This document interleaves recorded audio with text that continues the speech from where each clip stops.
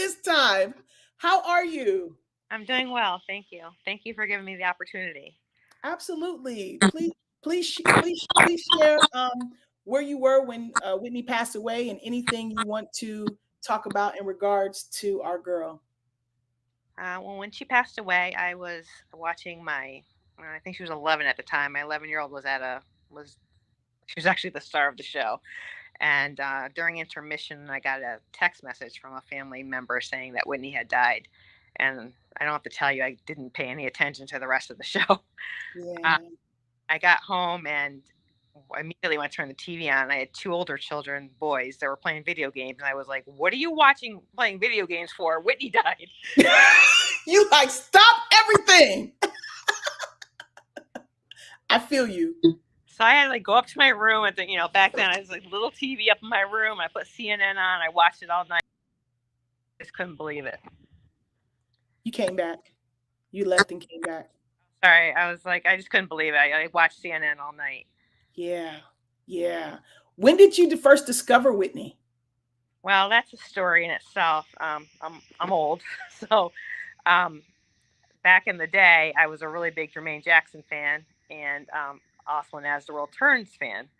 So I first saw Whitney on As the World Turns singing "If You Think My Eyes Are Beautiful," which watching it to see Jermaine and saw this woman singing with her, and I was like, "Who is this woman with this voice?" At the time, I grew up in a very small town, upstate New York, so didn't have any black radio, didn't hear any black stars. All my friends were white. They all listened to white music, so I always felt left out. I didn't have the music or listen to the music they did. I had older, aunts and uncles that, but I didn't have that connection with my friends. When Whitney came and she was a crossover and became so popular, I finally felt like I was included because it was someone that I liked too. Wow. One small story I have is, I have two small stories, but my family, I had a summer house in Wildwood, New Jersey, when I was growing up. And I can't remember if it was the summer I turned 14 or 15. And like I said, I'm dating myself, but back then on the boardwalk, they had this studio where you could go in and you could sing music, lip sync to music, and they would record it on a cassette tape. Mm-hmm. And my family really wanted me to go in and sing Whitney. And at that time, my favorite song was "Greatest Love of All."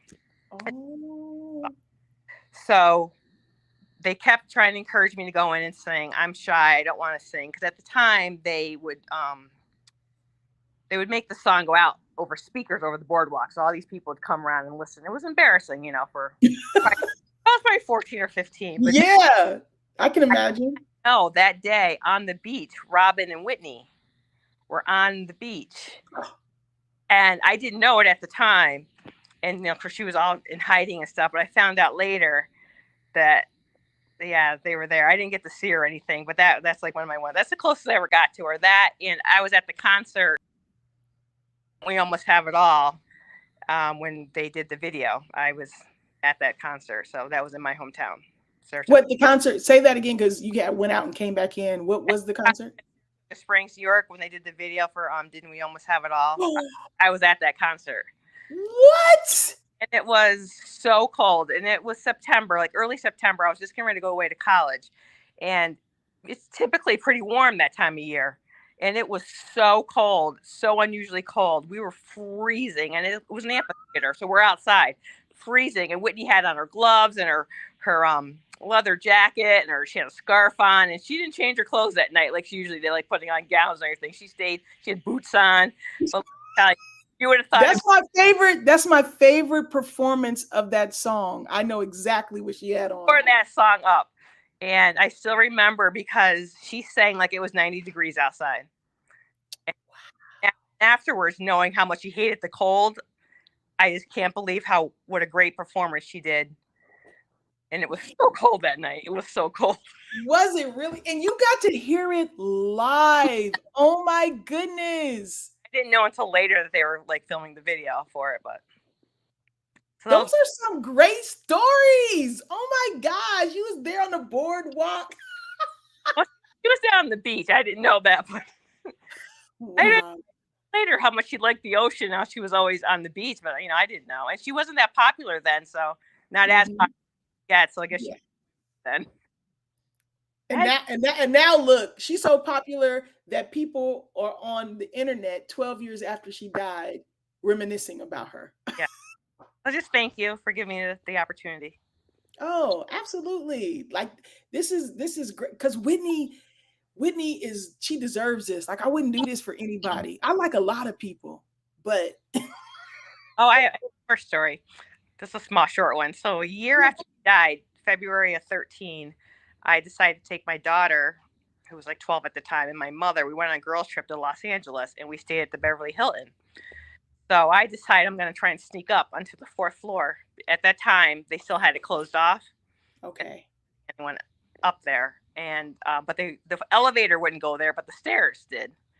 So I decided, and so I did get there, and I slipped the flower under the door because the door was locked to the thing, and that was my memory I left for Whitney there. So that was my last story that I did. Now that's beautiful. I left flowers in front of the door too. I did too. A rose. Yep. And mine was like a purple carnation because I was the only thing I could find that was purple. That's nice. I ain't even get nothing purple. It was just a red rose. I was afraid I was going to get kicked out of the hotel because we were there. No. I promise you, if you act like you belong, you won't get kicked out. Act like you're supposed to be there, and you did. So, all right. Well, thank you. Thank you for coming on and sharing. This first time I've seen you in the comments before, so this is a great opportunity to hear your voice. So thank you for coming on and sharing.